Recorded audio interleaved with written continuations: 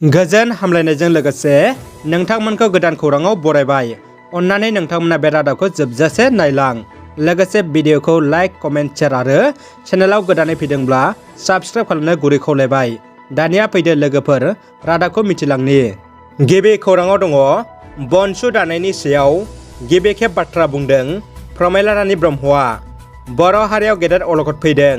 अलखद फैनायखायनो बनसुनि जोनोम जादों होनना आगुनि केबिनेट मन्त्रि BPMनि दैदेनगिरि प्रमिला रानी ब्रह्मआ बुंदों।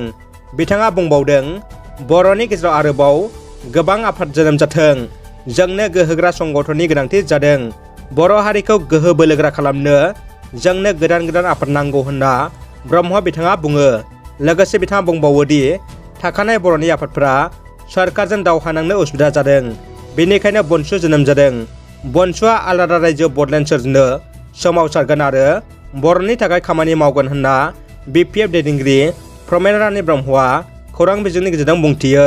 रुसिया हादरनि गोहोगोरा हादरगिरि व्लादिमिर पुतिना पारमाणिक बमाखौ बाहायनो आरो थियारि खालामनो रुसियानि रौनियाफोरखौ बिथोन होबाय। व्लादिमिर पुतिननि बे बिथोना खौरां बिजोङाव गोसारनाय लोगो लोगोनो इउक्रेन हादरा संखिखांदों आरो मुलुगनि हादरफ्राबो संखिखांना बे समाव साननो बायद' जादों। मानोना बुहुमनि बांसिन निउक्लियार बमा थानाय हादरा रुस हादर। मिथिनो मोननाय बायदिब्ला UNOआबो जरुरि बैठक खालामदों। भारतनि गाहाय मन्त्रि मानगोनां नरेन्द्र मदि बिथाङाबो हरखाब उत्तर प्रदेशआव बिसायख'थि फोसावदिंनायखौ आदायावनो दोनथ'ना दिल्ली फारसे रावना होलांदों आरो इउक्रेन रुसियानि सायाव हरखाब सावरायो होनना मिथिनो मोन्दों। इउक्रेननि राजधानि किभआव थानाय सुबुंफोरखौ बांकाराव थानो इउक्रेनआ खावलायदों। रुसियानि गोहोगोरा हादरगिरि व्लादिमिर पुतिना इउक्रेन आरो नेट'नि हादरफोरखौ हुमखि होदों।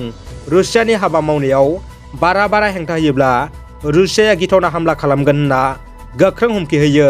BTRनि सिमाया बारायनांगौ आरो बे सार्थनि थाखायसो एबसुआ BTR गोरोबथायाव सागान होदों, बुंदों एबसुनि आफादगिरि दिपेन बर'आ।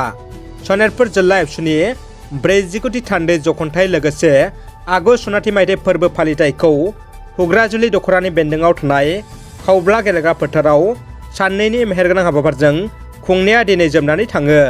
बे जुथुमनिनो गेवलां मेलाव गाहाय आलासि महरै बाहागो लायो मेरि एबसुनि आफादगिरि मुर्शिद दिपेन बर'आ। गाहाय आलासि महरै बाहागो लानानै बिथाङा सनितपुर आरो बिश्वनाथ जिल्लाया BTRआव हाबथारगोना 100% रोखा होननानै रायजोफोरनो खोथा होयो। मानोना सिमाखौ बारायनानै BSC आरो BTC मोन्नैबो गोरोबथायाव सोसननो हायै सनितपुर आरो बिश्वनाथ जिल्लाखौ BTRआव सोसननांगौनि सार्थआवसो एबसुआ सागान होदों होननानै हारिखौ खौसे लाखिनानै बुहुमनि खना खनलायाव थानाय बर'फोरखौ रोखोमसेयै सिनायथि होनायानो एबसुनि गुबै थांखि होननानै गावनि बेसेनगोनां बिबुंथिनि गेजेरजों फोरमायो। बर' हारियाव हारिखौ रैखाथि होनो, हारिखौ गेरेमसा हारि दानो, बुहुमाव गोख्रों खालामनो आरो सिनायथि होनो गोदोनिफ्रायनो गोबां आफाद जोनोम जाबाय आरो गोबां आफादा समजों लोगोसे गोमालांबाय। माखासे सान सिगांसो गोबां दान्थे बिदान्थे सोमजिनाय बड' नेशनेल स्टुडेन्ट इउनियन बनसु दानायनि उनावनो आरोबाव गोदान आफादनि जोनोम। खौरांनि बायदिब्ला बर' हारिनि समयसानि सायाव गसंथानो गोदान आफाद इन्डिजिनास बड' इयुथ्स अर्गानाइजेसन दाफुंबावबाय। बे आफादखौ जानुवारियावनो दाफुंदों होनना बिथांमोना मैया 2 फेब्रुवारियाव क'क्राझाराव खौरां मेलनि गेजेरजों मिथिहोयो। इन्डिजिनास बड' इयुथ्स अर्गानाइजेसननि आफादगिरि बिबानखौ IIT माद्रास कर्नेलियास बसुमतारी, लेङाइ आफादगिरिखौ भारत इउनिभार्सिटि तामिलनाडु गेवलां बसुमतारी, नेहाथारियाव मिजिं बसुमतारीखौ लाना दानाय जायो। बिथांमोना फोरमायनाय बायदिब्ला बर' हारिनि सोलोंथाइ, रांखान्थि आरो बायदि बायदि समयसाखौ सुस्रांनो बे आफादखौ दानाय जादों होनना मिथिहोयो। दानिया फैदो जोबथा खौराङाव। कार्बि आंलंनि लांहिन नोगोराव खुंनाय खौसेथि बर' सुबुं आफाद UBPOनि 80थि बोसोरारि जथुम्माया मैया खुंफुं जालांबाय। गेवलां मेलाव बाहागो लादोंमोन आसाम बिधान सभानि बुंथिगिरि बिस्वजित दैमारिया।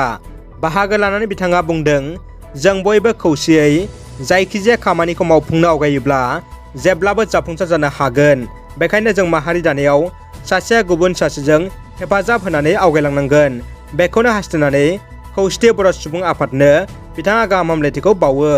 बर' खौसेथि सुबुं आफादनि मानगोनां आफादगिरि मुर्शिद मन'रन्जन बसुमतारीनि आफाद सामलायनायाव गेवलां मेलाव आसामनि सोलोंथाइ मन्थ्रि डाक्टर रनज पेगु, बर' कछारी अनसाय गावखुंथाइ गौथुमनि गाहाय मावफुं सोद्रोमा मुस्रि महेनेश्वर बसुमतारीजों लोगोसे लेङाइ गाहाय मावफुं सोद्रोमा मुस्रि रमिय नार्जारी, गुबुन मावफुं सोद्रोमा बिबानगिरिफोर आरो गुबुन गुबुन आफादनि बिबानगिरि जायगानि एमएलए बिथांमोना बाहागो लायो।